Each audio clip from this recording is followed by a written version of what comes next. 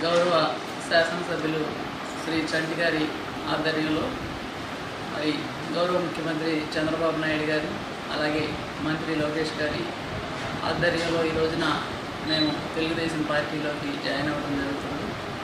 నా భర్త సింహాద్రి బాబు గారు, నేను మరి 2014లో రాజకీయంగా మొట్టమొదటిసారిగా మరి తెలుగుదేశం పార్టీలో ఆ రోజు ఉన్నటువంటి స్థానిక పెద్దలు అందరూ కూడా ప్రోత్సాహంతో మరి 2014లో రాజకీయంలోకి రావడం జరిగింది.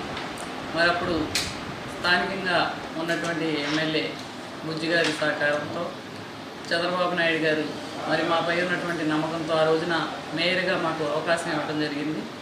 5 సంవత్సరాలు కూడా మరి అత్యధికంగా మరి నిధులు కూడా తీసుకొచ్చి మరి ఏలూరు నగరాన్ని కార్పొరేటర్లు అందరూ కూడా కలిసి మరి కలిసికట్టుగా సహకారంతో ఏలూరు నగరాన్ని అభివృద్ధి చేసుకోవడం జరిగింది. మరి అప్పుడు ఉన్నటువంటి కొన్ని పరిణామాల వల్ల మరి వైఎస్ఆర్ కాంగ్రెస్ పార్టీలో జాయిన్ అవ్వడం, మరి ఆ రోజున కూడా మేయర్గా ఎవరైతే మరి గెలుపు అవకాశాలు ఉంటాయని చెప్పేసి వాళ్ళు సర్వే చేసుకొని మరి ఏదైతే మరి నూర్జహాన్ పెదబాబు గారు అయితేనే ఏలూరు నగరంలో మరి మేయర్గా విజయం సాధిస్తారనే ఒక నమ్మకంతో వాళ్ళు మాకు ఆ రోజు మేయర్గా ఉండడం జరిగింది. మరి మేయర్ బాధ్యతలు తీసుకొని 3 సంవత్సరాలు అయిన తర్వాత ఇప్పుడు మరి ఇంకా 2 సంవత్సరాలు పీరియడ్ ఉన్నది మాకు. మరి ప్రజలు ఏదైతే ఒక నమ్మకంతో మాకు బాధ్యత అప్పచెప్పారో మరి వారు ఇచ్చినటువంటి బాధ్యతని ఈ 3 సంవత్సరాలు మరి మేము సంతృప్తిగా మరి సేవ చేయలేకపోయాము. చంద్రబాబు నాయుడు గారు అయితేనే విజన్ ఉన్న ఒక నాయకుడు. మరి ఆయన సారథ్యంలో తప్పకుండా ఏలూరు నగరం అభివృద్ధి చేయొచ్చనే ఒక ఉద్దేశంతోనే మేము ఈ రోజున ఆ పార్టీలో జాయిన్ అవ్వడం జరుగుతుంది. ఏలూరు నగరపాలక సంస్థ మరి ఇప్పుడున్నటువంటి గౌరవ నగరపాలక సంస్థ మేయర్ షేక్ నూర్జహాన్ గారు, అట్లాగే నేను కూడా సుమారు 25 నుంచి 30 మంది కార్పొరేటర్లతో రాష్ట్ర ముఖ్యమంత్రి వర్యులు నారా చంద్రబాబు నాయుడు గారు అట్లాగే లోకేష్ బాబు గారి ఆధ్వర్యంలో ఈ రోజున తెలుగుదేశం పార్టీలోకి మరి జాయిన్ అవ్వడం జరుగుతున్నది. మరి 2014 నుంచి 2019 వరకు మేయర్ గారుగా ఉన్నటువంటి నూర్జహాన్ గారు మరి ఏలూరుని ఏ రకంగా అభివృద్ధి చేశామన్నది, ఎన్ని గ్రాంట్లు తీసుకొచ్చి అభివృద్ధి చేశామన్నది ఏలూరు నగర ప్రజలందరికీ కూడా తెలుసు. ఏలూరు నియోజకవర్గమే కాదు, చుట్టుపక్కల ఉన్నటువంటి 3-4 నియోజకవర్గాల్లో కూడా మా గురించి ప్రజలందరికీ కూడా తెలుసు. ఎందుకంటే నేను రియల్ ఎస్టేట్ వ్యాపారం చేస్తాను.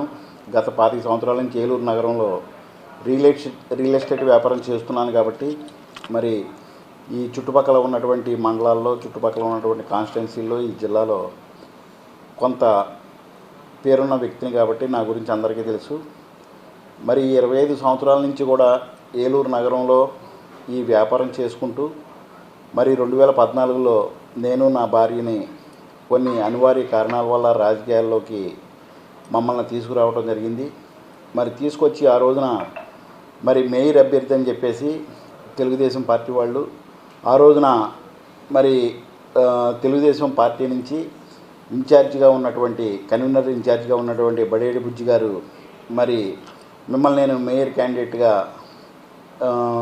తీసుకొస్తాను అని అనౌన్స్ చేసి మమ్మల్ని మేయర్ క్యాండిడేట్ కింద ఏలూరు నగర ప్రజలకి పరిచయం చేసి మరి ఆ రోజున మేము వచ్చిన తర్వాత ఏలూరు నగరాన్ని మరి అన్ని డివిజన్లో కూడా క్యాండిడేట్లు నిలబెట్టి మరి ప్రచారం చేసి 43 డివిజన్లు ఆ రోజున గెలవటం జరిగింది.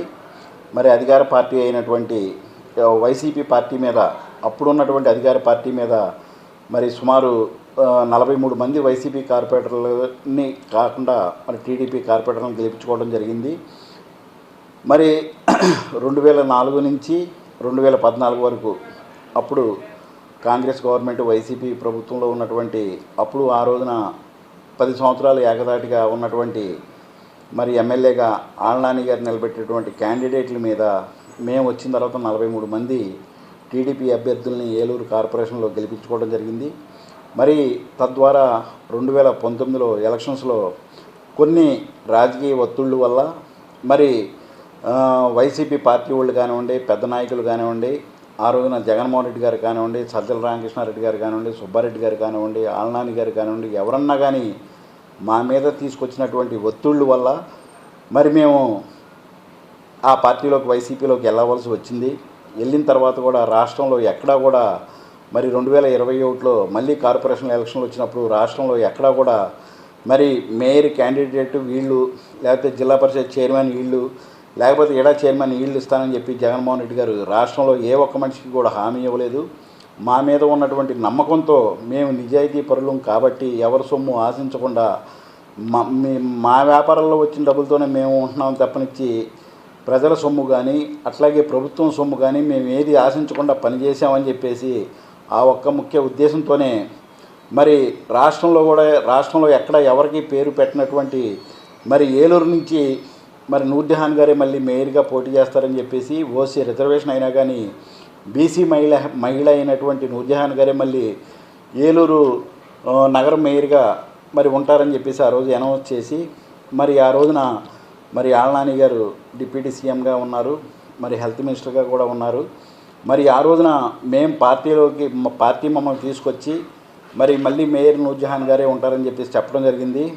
మేము ఎవరి దగ్గర రూపాయి బిళ్ళ డొనేషన్ ప్రజల దగ్గర నుంచి కానీ పార్టీ నుంచి కానీ ఆ రోజు డిప్యూటీ సీఎం కింద ఉన్నటువంటి ఆళ్నాని గారి దగ్గర కానీ లేకపోతే మేము ఏ ఒక్క కార్పొరేటర్ దగ్గర కానీ రూపాయి బిళ్ళ కూడా మేము తీసుకోకుండా మా సొంత డబ్బులతోనే మరి మేము 50 మంది కార్పొరేటర్లను కూడా నిలబెట్టడం జరిగింది. నిలబెట్టిన తరుణంలో 47 మంది కార్పొరేటర్లని మళ్ళీ ఆ రోజున ఏలూరు అంతా కూడా తిరిగి నేను 47 మంది కార్పొరేటర్లను గెలిపించుకోవడం జరిగింది.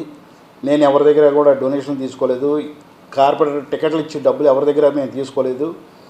నా డబ్బులతోనే నేను ఆ ఎలక్షన్ జరిపానే తప్పనిచ్చి ఎవరు దయాదాక్షిణ్యాల మీద నేను 2021లో 22లో కార్పొరేషన్ ఎలక్షన్లు చేయలేదని చెప్పి ఏలూరు ప్రజానీకానికి చెప్తున్నాను. మరి ఈ గడిచిన ఈ 10 సంవత్సరాలు 2014 నుంచి 2024 వరకు ఎటువంటి అవినీతి ఆరోపణ అయినా సరే నేనేదో వ్యాపారం కోసం రాజకీయం చేస్తున్నానని చెప్పని అంటున్నారు. రాజకీయం నాకేం అవసరం లేదు. నాకు ఈ నమస్కారాలు లేకపోతే దండాలు, ఈ బిల్డప్లు, ఈ కార్లు ఇవన్నీ నేను నా చిన్నప్పటి నుంచే నాకు ఉన్నాయి. నేను కొత్తగా చూసినవి ఏం కాదు. ఎవడో వచ్చి నాకు ఇలాంటి మెడల్స్ ఏమి అవసరం లేదు. నాకు అన్నీ ఉన్నాయి. అన్నీ ఉన్న తర్వాతే నన్ను ఈ రాజకీయాల్లోకి వాళ్ళ లబ్ధి కోసం వాళ్ళ అవసరాల కోసం నన్ను తీసుకొచ్చారే తప్పనిచ్చి నేను ఎవరి దగ్గరికి వెళ్ళి ముష్టి ఎత్తుకొని నాకు ఈ పదవి ఇవ్వమని చెప్పి నేను అడగలేదు. ఎవడు ముష్టితో నేను బతకట్లేదు, బతకను కూడా.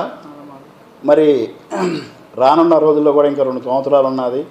మరి ఏలూరు వైసీపీ పార్టీ దిక్కు లేకుండా అయిపోయింది. మరి ఈ రోజున ఈ పార్టీని నడి రోడ్డు మీద పెట్టేసి మా పైన ఉన్నటువంటి నాయకులు, మా మీద పెత్తనాలు చేసినటువంటి నాయకులు, మరి మా పనిని మమ్మల్ని ఈ 3 సంవత్సరాలు కూడా చేసుకొని ఉన్నటువంటి నాయకులు ఎవడో కూడా లేరు. మొత్తం అందరూ కూడా ఎటోళ్ళటు మొత్తం సర్దుకొని వెళ్ళిపోయారు.